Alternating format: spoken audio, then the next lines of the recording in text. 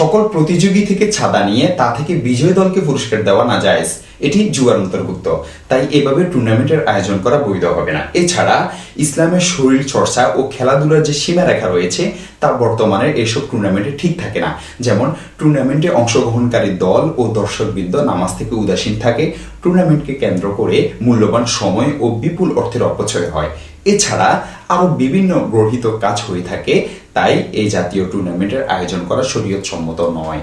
অবশ্য খেলাধুলা ও শরীর চর্চার বৈধ সীমারেখার ভিতরে থেকে এবং উপরোক্ত ত্রুটিসমূহ থেকে বিরত থেকে শরীর চর্চার নিয়তে খেলাধুলা করা জায়েজ, বৈধ।